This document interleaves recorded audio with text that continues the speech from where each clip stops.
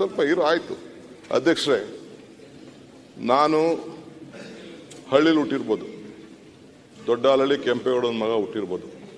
5ನೇ ವರ್ಷಕ್ಕೆ ಬೆಂಗಳೂರು ಬಂದವನು. ಆವತ್ತಿಂದ ಇಲ್ಲೇ ಇದ್ದೀನಿ, ಇಲ್ಲೇ ಬೆಂಗಳೂರು ಇದ್ದೀನಿ. ವಿಧಿ ಇಲ್ಲದೆ ಹೋಗಿ ಅಲ್ಲಿ ಪ್ರತಿನಿಧಿಸ್ತಾ ಇದ್ದೀನಿ. ನನಗೂ ಬೆಂಗಳೂರು ಬಗ್ಗೆ ಕಾಳಜಿ ಇದೆ, ನಮ್ಮದೇ ಆದಂಥ ಇತಿಹಾಸ ಇದೆ. ಅವ್ರು ಏನು ಹೇಳ್ತಾ ಇದ್ದಾರೆ ಅದ್ರ ನಾನು ಚರ್ಚೆ ಮಾಡಕ್ಕೆ ಹೋಗಲ್ಲ. They have some sense in it, ನಾನು ಇಲ್ಲ ಅಂತ ಹೇಳೋದಿಲ್ಲ. ಇವತ್ತೇನು ನನ್ನ ಅನುಭವದಲ್ಲಿ ಬೆಂಗಳೂರಿಗೆ ಒಂದು ಹೊಸ ರೂಪ, ನಮ್ಮ ಅಧಿಕಾರಿಗಳು ಬೇಕಾದಷ್ಟು ಕೆಲವು ನಾವು ಕಮಿಟಿ ಮಾಡಿದ್ದು, ಆ ಕಮಿಟಿಗೆ ಅವ್ರು ಯಾವುದೋ ಒಂದು ಮಾಡೆಲ್ನ ಲಂಡನ್ ಮಾಡೆಲ್ ಟೈಪ್ ಒಂದು ಪ್ರಪೋಸಲ್ ಕೊಟ್ಟಿದ್ರು. But I did not agree ಆಗ್ತಿತ್ತು. ಯಾಕೆಂದರೆ ನಮ್ಮ ಸಿಸ್ಟಮ್ನ, ಈಗಿರೋಂಥ ಸಿಸ್ಟಮ್ನ ಚೇಂಜ್ ಮಾಡಲಿಕ್ಕೆ ಸಾಧ್ಯ ಆಗ್ತಾ ಇಲ್ಲ. ಈಗ ಇರೋದ್ರಲ್ಲಿ ಏನಾದ್ರು ಸ್ವಲ್ಪ ಮಾಡಿಫಿಕೇಶನ್ ಮಾಡೋಕ್ಕೆ ಸಾಧ್ಯನಾ ಅಂತೇಳಿ ಒಂದು ಪ್ರಯತ್ನ, ಆಲೋಚನೆ ಇದೆ. ನಾನು ಇವ್ರನ್ನೆಲ್ಲ ಕನ್ಸಲ್ಟ್ ಮಾಡದೆ ತೀರ್ಮಾನ ಮಾಡೋಷ್ಟು ಮೂರ್ಖ ಅಲ್ಲ. ಐ ಸ್ಟಿಲ್ ಬಿಲೀವ್, ಎಸ್ಟೇ also in the cabinet also with all my friends, all my MLAs, ನಾನು ಚರ್ಚೆ ಮಾಡಿ let this should be debated. ಪ್ರತಿ ವರ್ಡು ಅವ್ರು ನೋಡಲಿ, ಪ್ರತಿ ಇದಕ್ಕೆ ಚೆಕ್ ಮಾಡಿ what is best in the interest of the Bangalore. Yes, ಅವ್ರಿಗೆಲ್ಲ ಬೇಡ ಅಂತಂದ್ರೆ ನಾವೇನು ಮಾಡೋಕ್ಕಾಗಲ್ಲ. But what is best for the Bangalore, ಅವ್ರಿಗೂ ಅನುಭವ ಇದೆ. ಡಿಸ್ಟ್ರಿಕ್ಟ್ ಮಿನಿಸ್ಟರ್ ಆಗಿದ್ದರು, ಬೆಂಗಳೂರು ಸಿಟಿಲಿ ರೆಪ್ರೆಸೆಂಟೇಟಿವ್ ಆಗಿದ್ದರು, ಅಡ್ಮಿನಿಸ್ಟ್ರೇಷನ್ ಏನಿದೆ, ಕಸ ಏನು ಪ್ರಾಬ್ಲಮ್ ಇದೆ, ನೀರಿನ ಪ್ರಾಬ್ಲಮ್ ಏನಿದೆ, ಇಲ್ಲಿ ಯಾವ ರೀತಿ ಗ್ರೋತ್ ಆಗ್ತಾ ಇದೆ, ಬೆಂಗಳೂರಿಗೆ ಡಿಸ್ಟ್ರಿಬ್ಯೂಷನ್ ಏನು, ಎಲ್ಲ ಅವ್ರಿಗೆಲ್ಲ ಗೊತ್ತಿಲ್ಲದೆ ಹೋದ ವಿಚಾರ ಏನಿಲ್ಲ.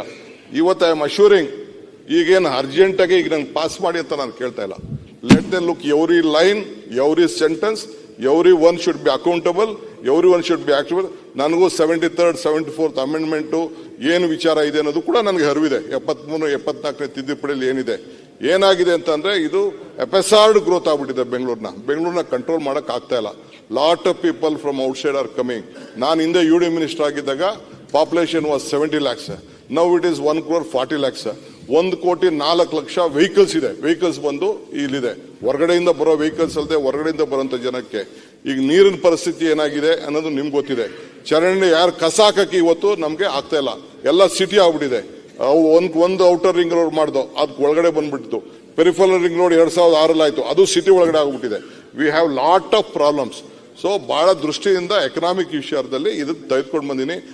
It may not be good also, but discuss, let us discuss. Without discussing with all of you, you are telling ನಿಮ್ಮನ್ನು ಇಟ್ಕೊಂಡ. But Bengaluru is not only Bengalurians. Bangalore belongs to every one part of the state. It is the headquarters. It is the heart of any human man. So ಹಂಗೆ ಕರ್ನಾಟಕ ರಾಜ್ಯ ಈ ಬೆಂಗಳೂರಿಗೆ ಸೇರಿದಂತ ಎಲ್ಲರೂ ಕೂಡ ಇವತ್ತಿದೆ. ಯಾರೇ ಎಷ್ಟು ದೊಡ್ಡವನಾಗಿರ್ಲಿ, ಬೆಂಗಳೂರು ಬಂದು ಜಡ್ಜು, ಬೆಂಗಳೂರು ಬಂದು ಪಾಲಿಟಿಷಿಯನ್, ಬೆಂಗಳೂರು ಬಂದು ಇಂಜಿನಿಯರು, ಯಾರು ವಾಪಸ್ ಹಳ್ಳಿಲಿ ಹೋಗ್ತಾ ಇಲ್ಲ. ಎಲ್ಲ ಕೋರ್ಟ್ ಬೇಕು, ಅದು ಬೇಕು ಅಂದ್ರು. ಜಡ್ಜ್ಗಳು ಕೇಳಿದ್ರೆ ಹಿಂದೆ ಒಂದು ಕಮಿಟಿ ನಡೀತು, ಯಾರು ಬೆಂಗಳೂರು ಬಿಟ್ಟು ಹೋಗ್ತಾ ಇರಲಿಲ್ಲ. ಸೊ ಹಂಗೆ ಬೆಂಗಳೂರು ರಾಜ್ಯಕ್ಕೆ ಎಲ್ಲ ಸಂಬಂಧಪಟ್ಟ. ಅಟಲ್ ಬಿಹಾರಿ ವಾಜಪೇಯಿ ಅವರು ಬಂದಿದ್ರು ಇಲ್ಲಿ ಬೆಂಗಳೂರಿಗೆ ಇಂಟರ್ನ್ಯಾಷನಲ್ ಏರ್ಪೋರ್ಟ್ ಇನಾಗ್ರೇಷನ್ ಬಂದಾಗ.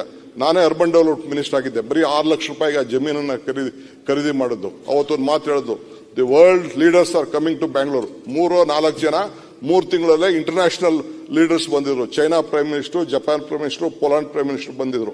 ಆಗೊಂದು ಮಾತು ಹೇಳಿದ್ರು Atal Bihari Vajpayee, there was a time when the world leaders were coming to Delhi.